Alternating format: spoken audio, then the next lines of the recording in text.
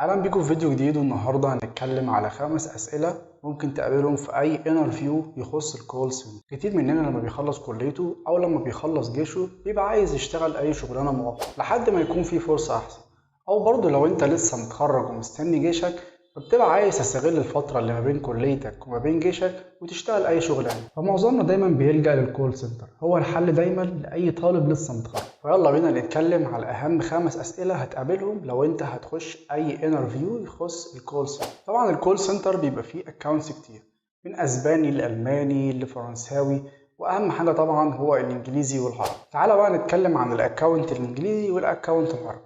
وده ليه؟ لان دول اشهر اكونتين بنقابلهم واللي كتير مننا بيبقى عنده الامكانيه ليهم. تعالى بقى نتكلم عن اول سؤال يقابلك، وهو انت ليه عايز تشتغل في الكول سنتر؟ وده بيبقى اجاباته كتير جدا، زي مثلا انا عايز اشتغل في الكول سنتر عشان احل للناس المشاكل اللي بتواجههم، او ممكن مثلا تقول انا عايز اشتغل في الكول سنتر عشان اكسب خبرة اكتر في التعامل مع الناس، وممكن برضو تقول عشان انا عندي الامكانية اللي اخلي العملاء مرضيين. السؤال التاني هو ازاي تقدم احسن تجربة اداء في مكالمتك مع العملاء؟ والاجابة هتقول انك هتبدأ اول حاجة طبعا بتحيتهم، زي مثلا تقول صباح الخير، مساء الخير، ايا كان الوقت اللي احنا فيه. وبعد كده طبعا تسالهم عن الاسم، وبعد كده طبعا هتبدا تفهم طبيعه المشكله وتحاول بقدر الامكان ان انت تحل المشكله. ثالث سؤال بعد كده هو تعمل ايه لو واجهت عميل متعصب او متضايق؟ لازم تركز قوي في اجابه السؤال ده، لان انت فعلا هتقابل الموقف ده كتير قوي في شغلك. لازم طبعا تكون هادي مستمع، لان انت عارف ان هو عميل متعصب فمحتاج ان اي حد يسمعه،